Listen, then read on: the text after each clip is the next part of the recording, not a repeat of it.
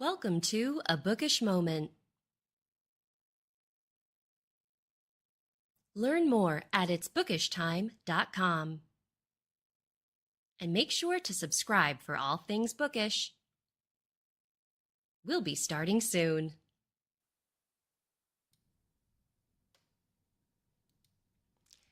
And we are live. Good afternoon, everyone. Welcome to another episode of A Bookish Moment. We are back. We're so excited to be here. I am Sarah Burr. And I am JC Kenny, and I am so excited to have our guest back. So, Sarah, I think it's time to get bookish. Yes, and what better way to come back from summer vacation than by chatting with our good friend, Nan Reinhardt. Nan, thank you very much for being here today. We're super excited to talk about your new release. But before we dive into talking about the Weaver sisters and their romantic escapades, do you mind introducing yourself to our audience members who may not be familiar with you and your work? I don't mind at all. I'm Nan Reinhardt, and I am a writer of sweet small-town romance for Thule Publishing. And I invented a little town called River's Edge, Indiana. It's down on the Ohio, and it looks a lot like Madison, Indiana. But it's not Madison, Indiana. It's River's Edge. And I'm a mom and a grandma, and my husband and I celebrated 50 years of marriage in June. Congratulations. And thank you. We are still hanging in there. So and I'm also a freelance copy editor. And so I do a lot of freelance copy editing for various and sundry publishers and some individuals as well. So excellent. So tell us, you're celebrating a new release, Meet Me in River's Edge. Mm-hmm. It is the second book in your Weaver Sisters series. Yes, it is. Can you tell us, I know that you've been on our show talking about book one before, but to kind of like catch folks up about the setting, and it sounds like the setting is a big character in the series as well. So do you mind setting the scene for us about what folks can expect when they get to meet Jo? Well, Jo is the second Weaver sister. I'm not sure that's the birth order she is, but she is an identical triplet with Jennifer and Jasmine. And the first book, of course, was Jasmine's book. And Jo is a boat mechanic, and she works in her parents' marina, and she has always stayed in River's Edge. She didn't go to college. She didn't, go out in the world. And she had kind of a little, I don't know what the word is, maybe just like a little tragedy happened to her when she was a teenager, and it has affected all of her choices, especially about romance since then. And she has regard for these rich guys who go up and down the Ohio in their yachts, and she calls them river rats. And one certain river rat named Alex happens to fall into her, quite literally, at her high school reunion. He's looking for a boat mechanic because his yacht has broken down on the river. And so the story is the two of them learning to trust each other and fall in love. So, and it all happens right there in good old River's Edge. And you'll see a lot of characters from other books because the town is, as you say, as much a character as the people in the book. So it's always, I think people get a big kick out of coming back to River's Edge and seeing what other people, what's going on with other people that they have read about before. So anyway, yeah. Nan, I gotta say, River's Edge has it going on, because now this is, as Sarah and you both said, this is the second book in this current series, but this is not the only book that you set in River's Edge. Can you tell us just, how many River's Edge books and how many couples have you had fall in love? I have had 9 River's Edge books published so far. Number 10 is coming out in October. It's Christmas in River's Edge. And then I've signed a contract with Thule to write 4 more River's Edge books. Oh, wow. So River's Edge is, as you say, a happening place. It always amazes me there's so many single people in this town, but you never know. And some of them come in, So, but the town has just been so much fun to create because it's fictional and I can do whatever I want. And so I make wonderful things happen there, and it's a wonderful place to fall in love. It's magical. Is the new series that you're writing, is that focusing on a different family and their love stories, or is it a continuation of the Weaver sisters or one of your other books? It is another family, the Walkers, but Nice. Jasmine Weaver, her relationship was with one of the Walker brothers. Mm-hmm. And so we've introduced the Walker family in the Weaver's books. And the next 4 books are 3 Walker siblings and a cousin. So That's be amazing. fun. That must be just like such a fun creative process, because not only are you doing this really intense world building, but you're just bringing to life so many people. So often we don't get to really explore support people who we think as supporting characters, but you have like built these amazing stories around them, which sounds like such fun. It is fun. It is a great deal of fun. I always tell people there's a line of people in my head, and they're all clamoring to have their story told. And it seems like the more time I spend in River's Edge, the more I meet people or hear, or people come into my head and say, "Hey, tell my story." And so I do have fun creating the characters. They, everybody has a story, and just get in line and I'll tell it. Well, speaking of getting in line, we do have a question from one of our, easy for me to say, one of our audience members. First off, we want to say hi to Jenny and Mizan and Liz and DHB and Farmhouse Reader, and we've got Mark Baker. We've got Liz, and thank you all for joining us this afternoon. It's great to be back with you all. And Nan, Mizan asked, her question is, I haven't read any of your books yet. Would I feel lost starting with the new release? I think that's something all of us as authors who write series or multiple characters and settings kind of face. Could you talk a little bit about, for this particular one, would Mizan feel lost if she jumped right in with this one? And, kind of expand a little bit about writing all of this big world. I do not think that she would be lost if she started with Meet Me in River's Edge. What I hope would happen, every book stands by itself. And so each story, beginning, middle, end, each one has an ending, happily ever after, because that's how we do it here. And so I think that that no one would have a problem starting with this book. My hope is that if she starts with this book, she'll go back and want to read all the other 8, and then, of course, be ready to read number 10 when it comes out.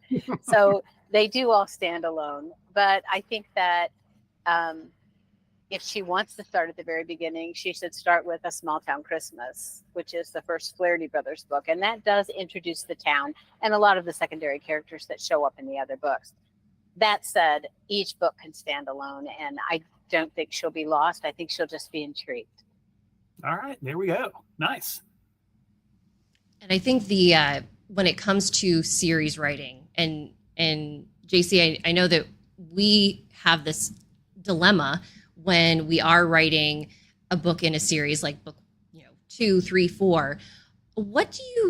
How do you go about choosing what to include from the previous book so that your audience members are feeling immersed in the world and they aren't feeling lost, but by not giving away enough to kind of spoil the happenings of what may happen in a previous book? I always find that to be like one of the toughest things about writing a series. That is a tough thing, and especially because I write in a linear fashion. So what happened back in book 1 of the River's Edge books affects what happens along the line, because like all the Flahertys are procreating like crazy now. And so there's little kids everywhere.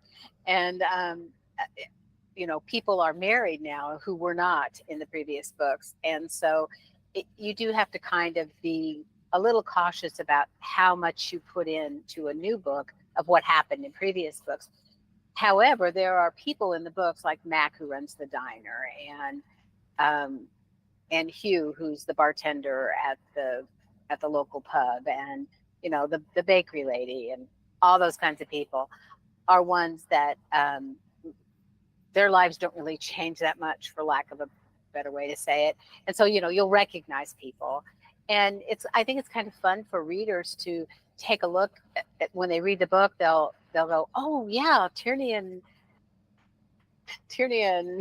Brendan had a new baby, and so that kind of thing I think is pretty easy to add in, and it makes it, like I said, more linear.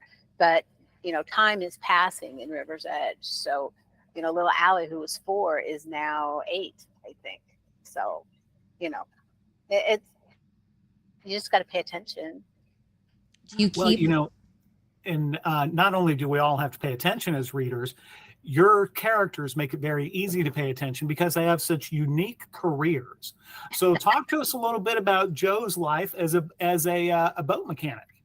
Well, Joe is a boat mechanic at her family marina, and she can fix just about any boat engine. And the marina is a pretty big concern. They store boats as well as repair and winterize them and get them out for people in the summer. And they work on all kinds of boats, from yachts all the way down to jet skis. And so she has, her father and grandfather had to do this. And one of the very first scenes in the book, she takes Alex back to the marina so they can go out to his boat. And he says, and it's nighttime and the marina's dark. And he said, well, maybe call the mechanic. And she said, the mechanic is already here. And he said, really? And it's dark. And she said, yes, I'm the mechanic. And he's just like, you're a girl mechanic? And that just blows her away. She's like, did you really say to me, girl mechanic? Because if you did. And so that's been kind of a fun thing to play with her career of being a mechanic, because I think that there's so many, attorneys and teachers and nurses and doctors and, women in interesting, really great careers. I've had, 9 characters now in 9 different careers. But it was fun to do that. And I'm really lucky because my husband is really great with boats and he fixes boats. And then our lake place, the guy who owns the property that we have our lake place on, has a boat storage business. And so, I could ask my husband about things and I could ask my landlord about things. And so I've had a lot of good resources for this.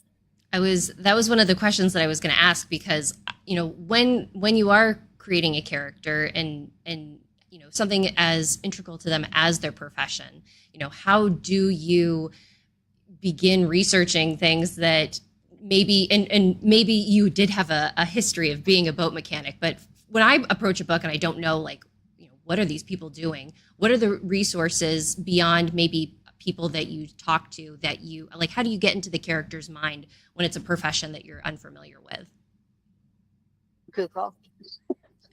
I hate to say that, but Google, just my best friend. Mm-hmm. And when I was writing this one, I needed for his boat to break down and have it be something wrong that would be, first of all, intrinsic to a 58-foot yacht. And second of all, that would be believable.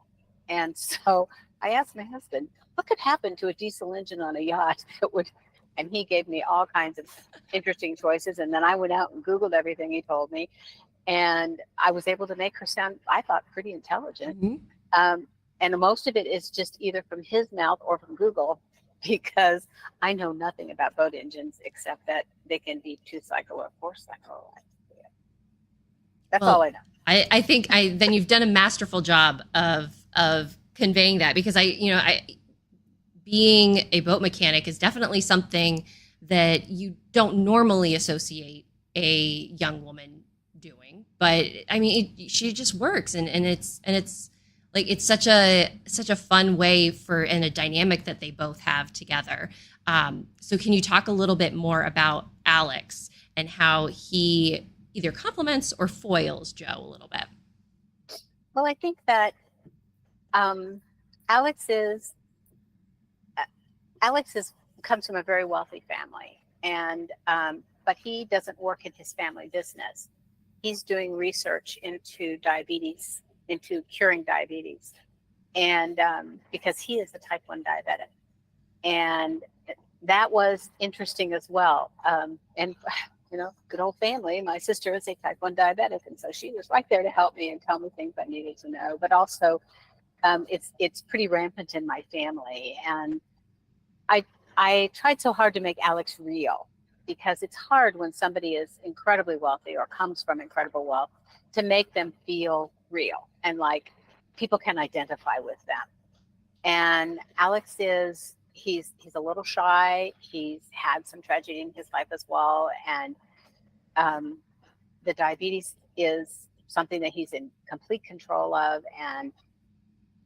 But the tragedy that happened to him had to do with his twin sister not being in complete control. And so I think that the two of them come together at the point of both of them dealing with a tragedy early in their lives and being a little afraid to be too open or to share. But he's so intrigued with her because she's so completely different than anyone he's ever known before. And he really wants to know her. And the more he gets to know her, the more intrigued he is. And she's just determined that she's not going to be interested in him because she just doesn't trust these river rats. And it turns out he's ratty. So, they come together in that meeting place of, we both had something terrible happen in our lives. And when they finally share their stories with one another, that's when you really see that these two people belong together. So I think try not that's to say too much. no, it's such a compelling backstory that and you're right. Like when you are creating any type of character, like you want them to be relatable, no matter, what their flaws or faults may be. And I think that connection is really important. And I think for Alex, it really shines through. So very nice. It's very nicely done. I'm glad it worked. You don't know, you write it and you do everything you can, and then you turn it over to your editor and she messes around with it and sends it back, and you write it again, or at least, do revisions. And you hope that when people, when readers get a hold of it, they think, wow, this really worked. But you don't have that till it happens. And the reception for this book has been just remarkably good. I've been so happy and excited that everyone has really, the characters have appealed to readers, and that's been nice.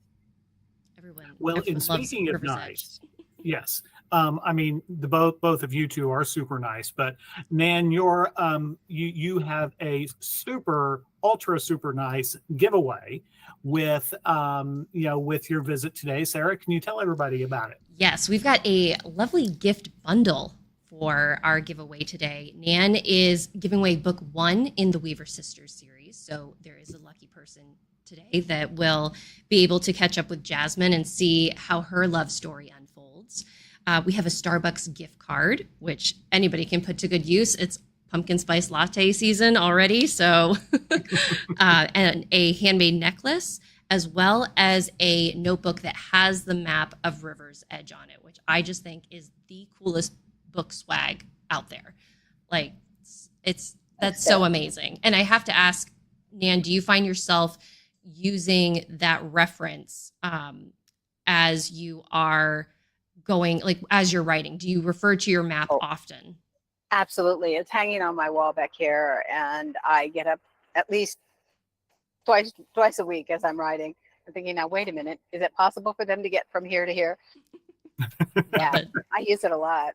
So folks, if you would like to enter in for the opportunity to win this generous gift bundle, we would like you to put in the magic word. Nan, would you like to share what it is? The magic word is Boris, as in Boris and Natasha, Alex's dog and cat,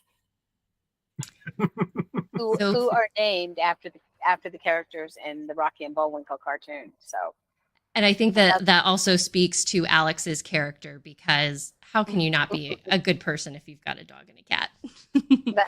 And they travel with him on the boat. So, I could see a dog being at home on a yacht. Well, I guess a yacht. I could be at home on a yacht. Oh, sure. We could all be at home on a yacht.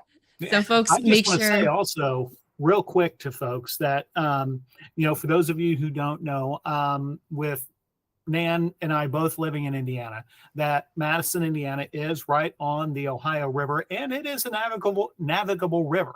So when Nan is writing all of this stuff about life on the river and a 57-foot yacht and all that stuff's real. That stuff really happens there on the Ohio River. It's a big enough river. So kudos to you for also bringing in that reality of, what really is happening there on the river, Nan.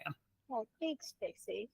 I love the Ohio River and I love the town of Madison. And so I just, every time I ride, I just feel like I'm back there again. And, Liz and I have been down there several times, and I know we'll go back down again because it's just such a cool place. And they have so many cool events there. Oh, yeah.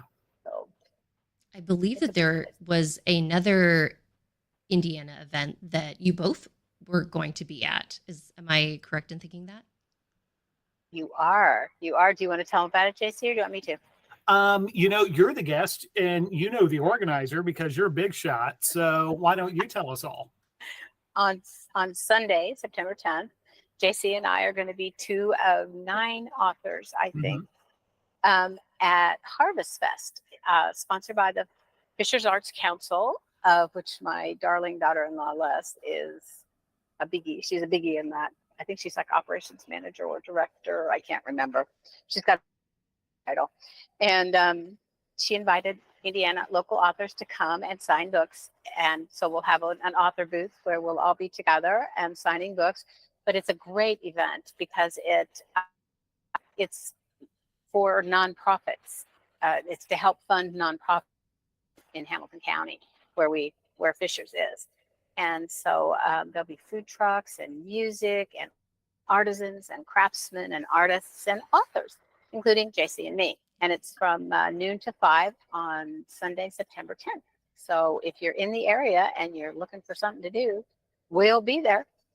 Yes, we will. That sounds so perfect. Just it's gonna be fun. It's like everything that you want in a small town festival, like something out of a book. Yeah. Yes, interestingly enough. My daughter-in-law is a masterful organizer, and she just did a beautiful job with this last year. It poured rain last year, and she still managed to pull that thing together. It was amazing. She was just remarkable. She's remarkable anyway, but that was pretty remarkable. So, but it's supposed to be really pretty on Sunday. So I'm counting on sunshine this time. Yeah. Fingers crossed for you. Also, Nan, I want to kind of ask you real quick, for those of you who are joining us all, I'm sure you're all going to want to go out and get Nan's books. Nan's current publisher, Thule Publishing, has a pretty cool thing going on. Could you talk about the anniversary celebration and all that good stuff? I can. Thule Publishing, the publisher and owner of Thule Publishing, Jane Porter, has been in business for 10 years this month. And so we are celebrating the 10-year anniversary of Thule Publishing. And how they're doing it is in the store, which is on their website, thulepublishing.com. Every book that they have published is on sale for half off. So you can get any ebook from Thule for half off, including. And so I'm really excited about it. There's lots of events going on over at Book Club on Facebook, which if you're not a member, you totally should be, because it's just such a cool place. And so many people participate and the authors are just amazing.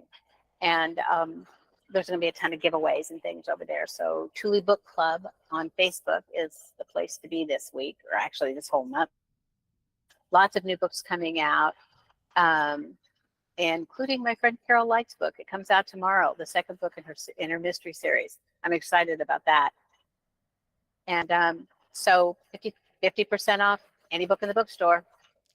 That's such a good deal. And it sounds like it's the perfect time to become a Nan Reinhardt fan if you aren't already.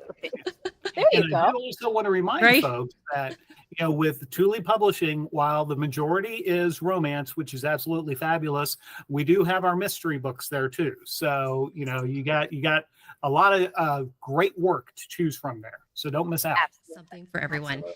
And Nan, we do have a follow-up question regarding Boris. Is Boris the dog or the cat? Boris is the dog, and he's a Sheltie.